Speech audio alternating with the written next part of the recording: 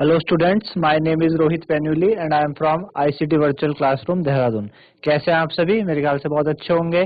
हम class 8th science कर रहे हैं, जिसके अंदर हम आजकल आपके इम्पोर्टेंट क्वेश्चंस कर रहे हैं, है ना, जो आपके एग्जाम्स में आते हैं। ठीक है ना, उन्हीं को हम कर रहे हैं, तो उन्हीं को हम समझने की कोशिश कर रहे हैं। पिछले भाग में भी हमने क्वेश्चंस किए थे। आज भी हम क्या करेंगे, आपके लिए एक नया चैप्टर लेके आएंगे और उससे रिलेटेड क्वेश्चन करते हैं, है ना। तो उसको करने के लिए चलेंगे बच्चों स्मार्ट बोर्ड की तरफ। तो आज हम जो क्वेश्चन करेंगे, ठीक है, आज आपके पास क्या है, chapter number 11 force and pressure.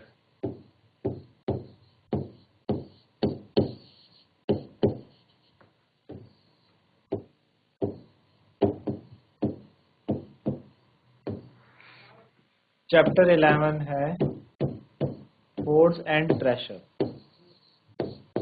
Force and pressure,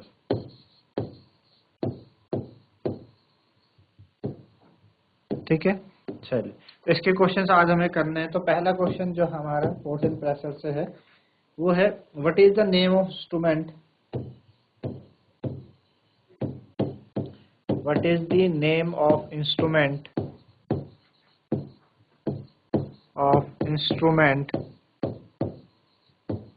what is the name of instrument used to measure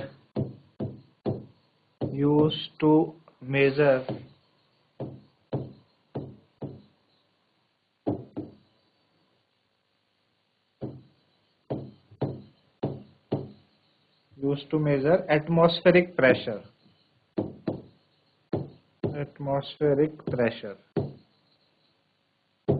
ठीक है, हमने क्या किया था, एटमॉस्फेरिक प्रेशर को मेजर करने के लिए एक इंस्ट्रूमेंट पढ़ा था आपके चैप्टर में।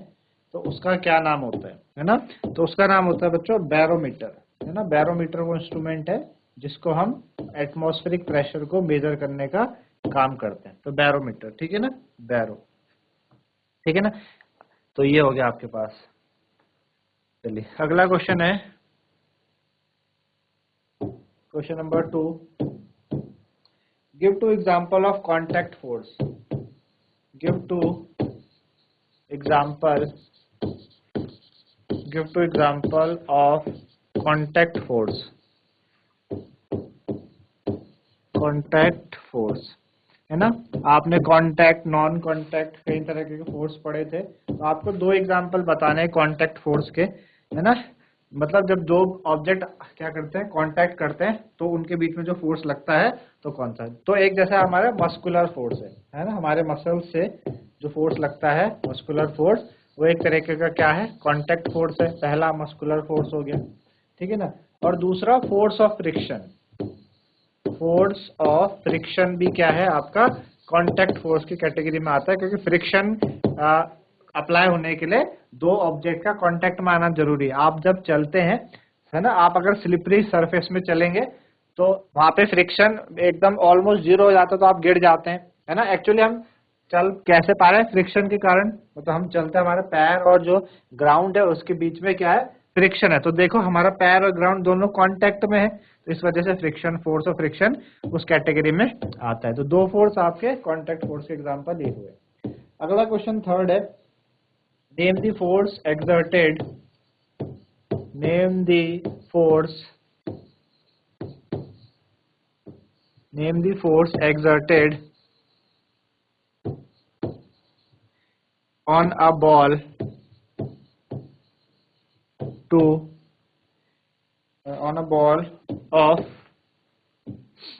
a ball of duck to make a flat chapati।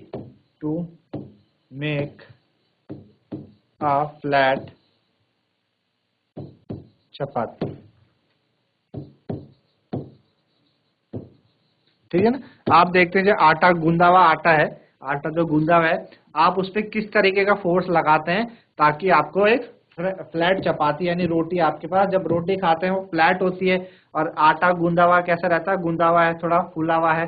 तो उसको आप कौन सा फोर्स एक्सर्ट करते हैं ताकि वो कैसा हो जाए, आपका प्लेन हो जाए। तो उसके लिए जो फोर्स यूज होता है वो क्या है, मस्कुलर फोर्स, ठीक है ना। तो मस्कुलर फोर्स है ना। हम अपना हाथों का इस्तेमाल करते हैं और हाथों के इस्तेमाल से हम आटे को क्या करते हैं, आप कैसा फ्लैट करते हैं ताकि रोटी बन पाए, है ना। तो हम हमारी मसल्स के द्वारा जो फोर्स लग रहा है तो मस्कुलर फोर्स। अब देखो दोनों बॉडी क्या है, कांटेक्ट में है यहाँ पे भी, तो मस्कुलर फोर्स हो गया। अगला क्वेश्चन है question number 4, what kind of force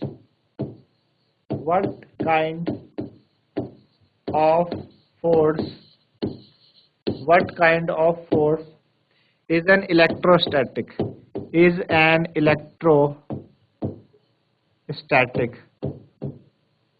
what kind of force is an electrostatic force, है ना। जो इलेक्ट्रोस्टैटिक फोर्स है वो किस तरीके का फोर्स है आपका, है ना, इलेक्ट्रोस्टैटिक फोर्स। तो जो इलेक्ट्रोस्टैटिक फोर्स है वो एक नॉन कांटेक्ट फोर्स है। कैसा है, नॉन कांटेक्ट फोर्स। इसमें दो बॉडी को कांटेक्ट में रहने की कोई जरूरत नहीं है, बिना कांटेक्ट के ही इलेक्ट्रोस्टैटिक फोर्स लगता है, इलेक्ट्रिसिटी, है ना, इलेक्ट्रोस्टैटिक। ठीक, तो ये नॉन कांटेक्ट फोर्स का एग्जांपल हो गया। चलिए अगला क्वेश्चन है आपके पास, question number 5, is the gravity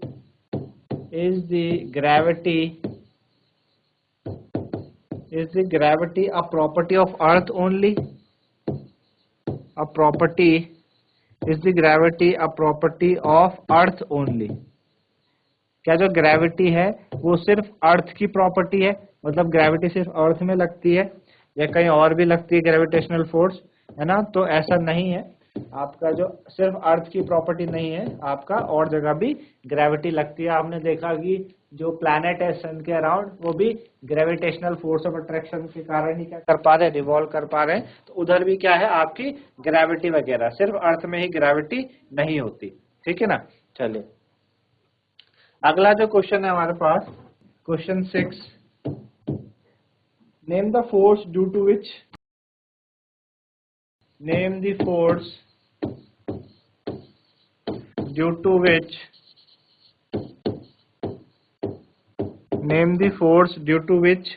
every object falls on earth,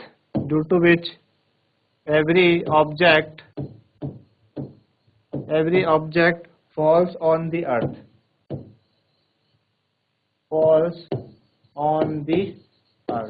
है ना। कौन सा फोर्स है जिससे कि सारे के सारे ऑब्जेक्ट अर्थ की तरफ खींचे हुए आते हैं। तो अभी हमने बात करी ग्रेविटेशनल फोर्स, क्या आता है, ग्रेविटेशनल फोर्स, है ना। ग्रेविटेशनल फोर्स ऑफ अट्रैक्शन के कारण हम क्या करते हैं, अर्थ की तरफ खींचते हुए चले आते हैं, ठीक है। नेक्स्ट क्वेश्चन है question number 7, what do you mean by pressure, what do you mean by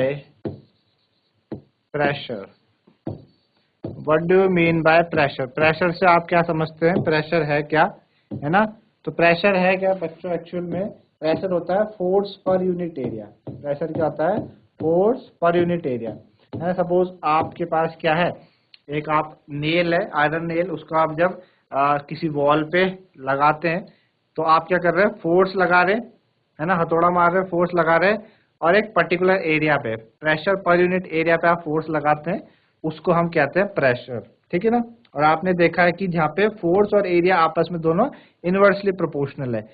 अगर एरिया हम वाइड कर देंगे, एरिया हम बढ़ा देंगे तो प्रेशर कम लगेगा, और अगर एरिया छोटा रखेंगे तो प्रेशर ज्यादा लगता है। हमने एग्जांपल भी दिया था कि जो आपके स्कूल बैग होते हैं, अगर उस स्कूल बैग की जो स्ट्रिप है आप जब टांगेंगे अपने कंधों में, स्कूल बैग की स्ट्रिप अगर पतली है यानी एरिया छोटा है तो प्रेशर ज्यादा एक्सर्ट करेगा, तो आपके कंधों को दर्द हो सकता है। लेकिन अगर हम बड़ी स्ट्रिप वाला क्या करें, बैग ले, है ना, जिसका एरिया बढ़ जाए तो बढ़ने से प्रेशर कम हो जाएगा, क्योंकि दोनों इनवर्सली प्रोपोर्शनल है, तो हमें उतना इफेक्ट नहीं पड़ेगा। तो ये क्या होता है, आपके पास प्रेशर होता है, ठीक है ना। चलिए अगला क्वेश्चन है क्वेश्चन नंबर 9, क्वेश्चन 8 है, do liquids and gases also exert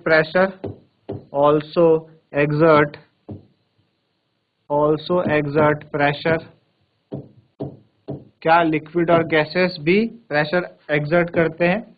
तो हाँ बिल्कुल सही है, लिक्विड और गैसेस भी प्रेशर एग्जर्ट करते हैं, है ना। आपने देखा कि अगर कोई कंटेनर है आपके पास, उसमें लिक्विड भरा है, तो वो दीवाल जो वॉल्स ऑफ कंटेनर उससे जाकर टकराता है, तो वहां पे भी प्रेशर पर यूनिट एरिया लग रहा है। गैसेस भी एज कम्पेयर टू लिक्विड ज्यादा प्रेशर अप्लाई करती है, क्योंकि उसके मॉलिक्यूल्स क्या है, फ्री है, इधर उधर भागेंगे, रैंडम मोशन में है, एक दूसरे से टकराते हैं, तो ज्यादा प्रेशर वो एग्जर्ट करते हैं। तो लिक्विड और गैसेस भी क्या करती हैं, प्रेशर अप्लाई करती हैं, प्रेशर एग्जर्ट करती है। क्वेश्चन नंबर 9 है, what are the two states of motion? What are the two what are the two states of motion? What are the two states of motion? है ना, दो states of motion के बारे में बताइए कि भाई दो स्टेट्स ऑफ मोशन है क्या। ठीक है ना, तो दो स्टेट्स ऑफ मोशन है। पहला तो स्टेट ऑफ रेस्ट है ना, rest, state of rest.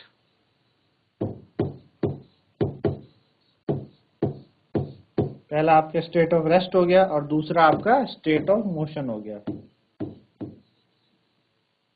State of motion, है ना। तो दो ही आपके पास स्टेट ऑफ मोशन होते हैं, state of rest, state of motion. ठीक है, चलिए नेक्स्ट है question number 10, what kind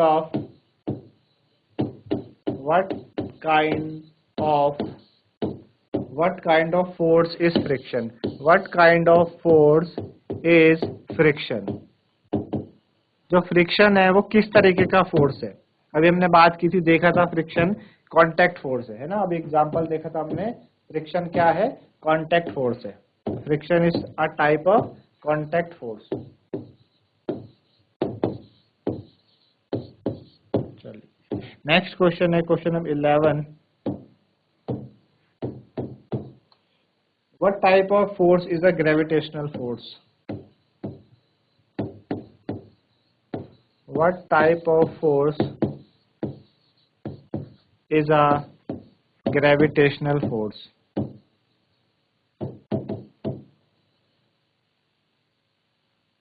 gravitational force, है ना। जो ग्रेविटेशनल फोर्स है वो किस तरीके का फोर्स है? तो ग्रेविटेशनल फोर्स, जो आपको भी हमें भी लग रहा है ग्रेविटेशनल फोर्स अर्थ हमें अपनी तरफ खींच रही है, पर जब अर्थ हमें अपनी तरफ खींचती है, क्या हमारे और अर्थ के बीच में कोई कांटेक्ट है? नहीं है, है ना। तो नॉन कांटेक्ट फोर्स है ये, नॉन कांटेक्ट फोर्स। ठीक है, तो ग्रेविटेशनल फोर्स कैसा फोर्स है? It is a non contact force. Okay, चलिए नेक्स्ट पढ़ते हैं आगे, क्वेश्चन नंबर 11, 12। क्वेश्चन 12 है हमारे पास, is it true, is it true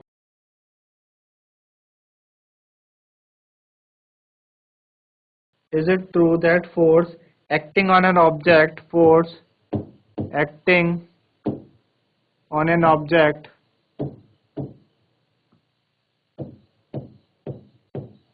is it true that force acting on an object can also change its shape? Can also change, can also its shape। ठीक है, क्या बोल रहा है कि क्या फोर्स, ये क्या बात सही है कि जो फोर्स है वो किसी भी ऑब्जेक्ट की शेप को चेंज कर देता है ना। तो बिल्कुल सही बात है। जैसे आपके पास एक बॉल है, आप उस बॉल को स्क्वीज करें तो उसकी शेप चेंज हो जाएगी, वापस अपना हाथ खींचे तो वापस अपनी ओरिजिनल पोजीशन पर आ जाती है, यानी थोड़ी देर के लिए शेप क्या हो जाती है, चेंज हो जाती है। तो यस इट इज ट्रू, है ना। ये क्या है, yes it is true, it is true. ठीक है, ये ट्रू है कि फोर्स क्या करता है, किसी ऑब्जेक्ट की शेप को चेंज कर सकता है। क्वेश्चन नंबर 13 है आपके पास, while sieving grains, while sieving grains,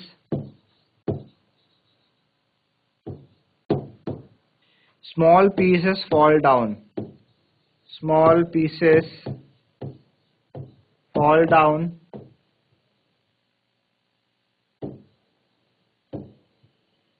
which force force pull them down? Which force pull them down? ठीक है, while sieving grains small pieces fall down, which force pulled them down? है ना, जब आप क्या करते हैं, आपके पास जो अनाज है उसको हम क्या करते हैं, छानते हैं, तो छोटे छोटे जो पीस हैं वो क्या हो जाते हैं, गिर जाते हैं, तो कौन सा फोर्स उनको लेके आता है नीचे? तो क्या होता है, ग्रेविटेशनल फोर्स, है ना, ग्रेविटेशनल फोर्स। आपने देखा होगा अक्सर गांव वगैरह में ग्रेन्स को क्या किया जाता है, एक किसी कंटेनर में हम क्या करते हैं, ग्रेन्स रखते हैं और ऊपर एक हाइट में रख के हम उनको क्या करते हैं, उधर से सामने से एयर उसकी तरफ पास करवाते हैं। एयर जब पास कराएंगे तो हम देखते हैं कि छोटे छोटे जो स्मॉल पीसेस होंगे उसमें एज इम्प्योरिटी वो नीचे आ जाते हैं। तो किस तरीके का फोर्स उनको नीचे लेके आ रहा है, वो आ रहा है ग्रेविटेशनल फोर्स, ठीक है ना, ग्रेविटेशनल फोर्स के कारण वो ऐसा हो पा रहा है उनके साथ। देन है अगला question number 14, how can we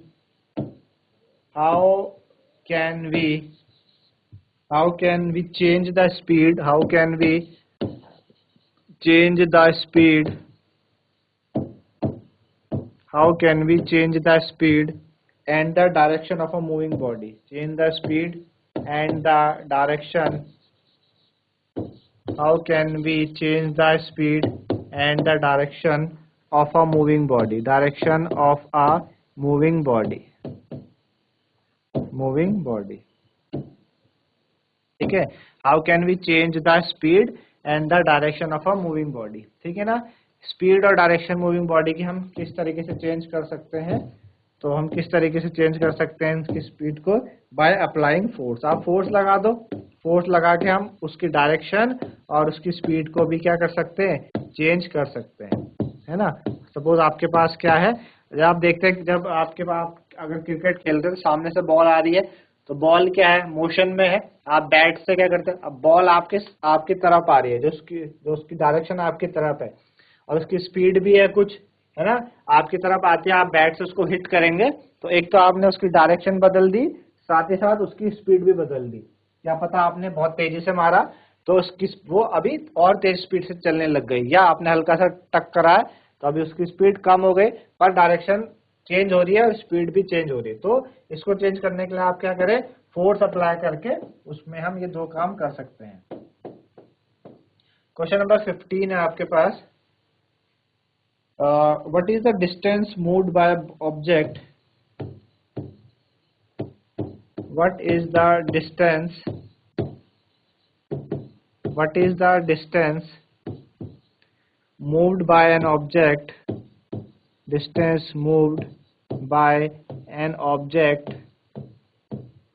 what is the distance moved by an object in unit time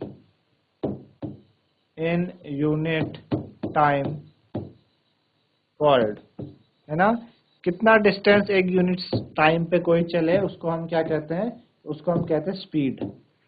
ठीक है, क्या कहते हैं, स्पीड होता है distance per unit time, speed कहते हैं, तो स्पीड क्या होता है, डिस्टेंस अपॉन टाइम, है ना, तो that called is distance.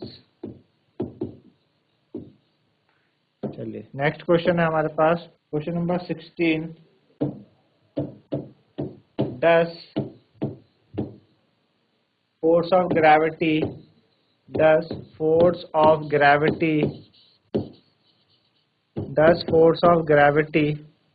act on dust particle, force of gravity act on dust particle,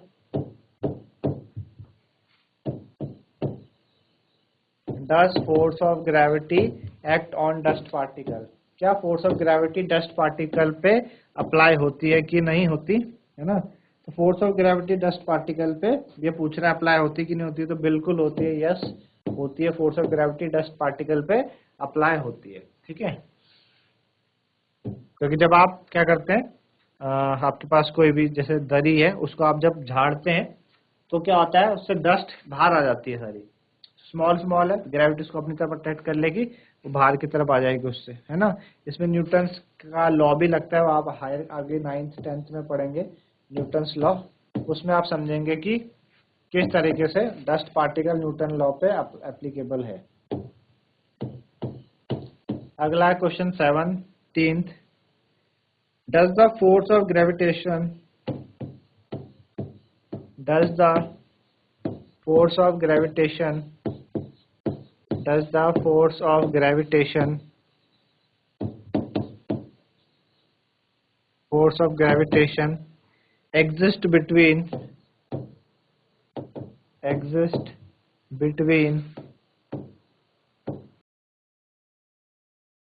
two astronaut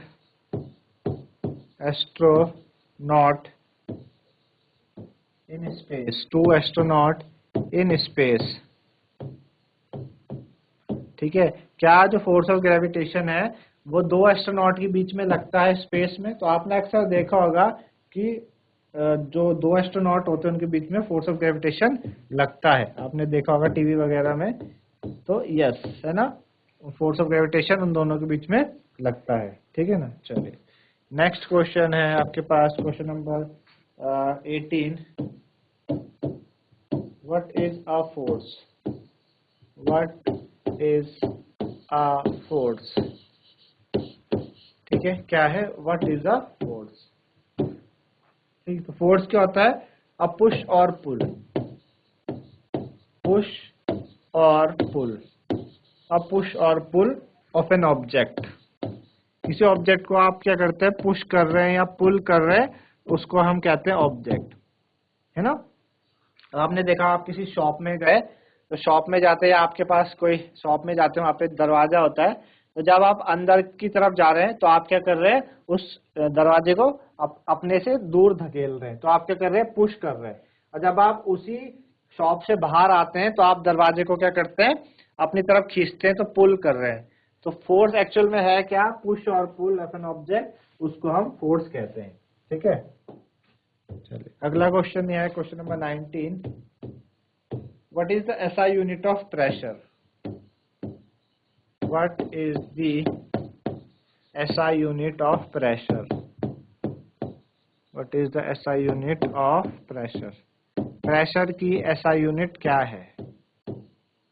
ठीक है, तो प्रेशर की जो SI यूनिट होती है वह पास्कल होती है। क्या होती है? पास्कल। ठीक है, पास्कल साइंटिस्ट थे जिन्होंने प्रेशर के बारे में बताया था, उन्हीं के नाम पे ये यूनिट पड़ी है, पास्कल। ठीक है, पास्कल, कैपिटल P स्मॉल ए, पास्कल। ठीक है, चलिए अगला क्वेश्चन है, question number 20, at least how many object at least how many object at least how many object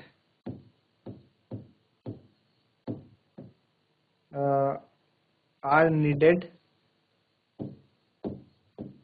at least how many object are needed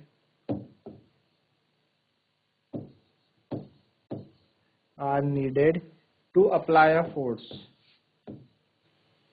are needed to apply a force। कितने object की जरूरत है force को apply करने के लिए, है ना। तो कम से कम दो ऑब्जेक्ट की जरूरत तो पड़ती है ना, दो ऑब्जेक्ट की, two object must be there to apply a force. ठीक है, नेक्स्ट क्वेश्चन है, question number 21, give one example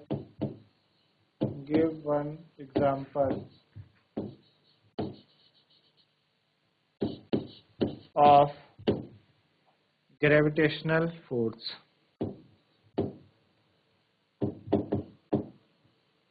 gravitational force, एक एग्जांपल बताना है हमें ग्रेविटेशनल फोर्स का। तो क्या हो सकता है ग्रेविटेशनल फोर्स का एग्जांपल? कई सारे एग्जांपल है ग्रेविटेशनल फोर्स के। एक आप बता दीजिए कि जब एप्पल पेड़ से गिरता है ग्राउंड की तरफ, तो वो एक ग्रेविटेशनल फोर्स है ना। An apple falling the tree to the ground, from the tree to ground। ठीक है, तो ये क्या हो गया आपका ग्रेविटेशनल फोर्स का एग्जांपल हो गया। Okay, question number 22, what is meant by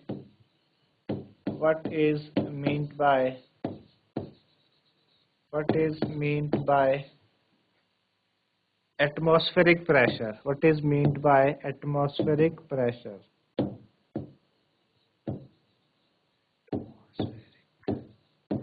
What is meant by atmospheric pressure? ठीक है, एटमॉस्फेरिक प्रेशर होता क्या है? तो प्रेशर आपको बताया था फोर्स पर यूनिट एरिया, उसको हम प्रेशर बोलते हैं। एटमॉस्फेरिक प्रेशर क्या है? एटमॉस्फेरिक प्रेशर की जो वेट ऑफ एयर,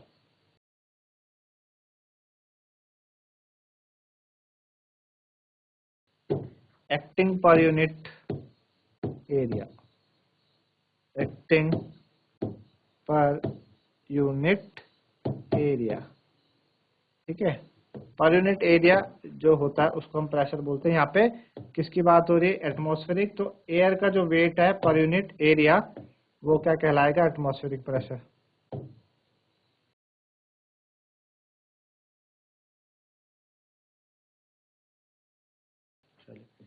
अगला क्वेश्चन है question number 23, how do fluids exert pressure? How do fluids exert pressure? जो फ्लूइड्स होते हैं वो प्रेशर को कैसे exert करते हैं? ठीक है, फ्लूइड्स प्रेशर को किस तरीके से exert करते हैं उसके बारे में हमें बताना है। फ्लूइड कैसे करते हैं exert प्रेशर? जो फ्लूइड्स होते हैं वो हर डायरेक्शन में क्या करेंगे? प्रेशर को exert करेंगे। फ्लूइड्स ऑल्सो exert करते हैं प्रेशर को आपकी जो वॉल्स होती है कंटेनर की, जो जिसको उन्होंने होल्ड करके रखा हुआ। एक सपोज एक बड़ा कंटेनर में आप पानी भरोगे, उस कंटेनर के अंदर पानी है, तो एक तो वो क्या करेंगे हर डायरेक्शन में लगेगा, दूसरा वॉल्स ऑफ कंटेनर में भी लगेगा। ठीक है ना, तो हम बोलेंगे fluids exert pressure in all direction, pressure in all direction.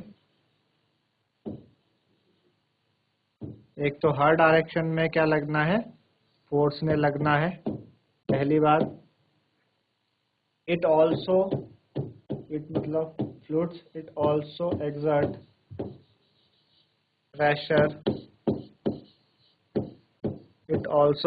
Pressure on the walls of container, on the walls of the container.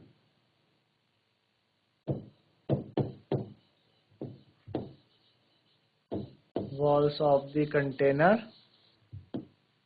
that hold them, जिनके अंदर वो हैं, that hold them। ठीक है, चलिए नेक्स्ट है आपके पास of 100 Newton is applied, the force of 100 Newton is applied on an area 4 meter square, 4 meter square। compute pressure being applied on area।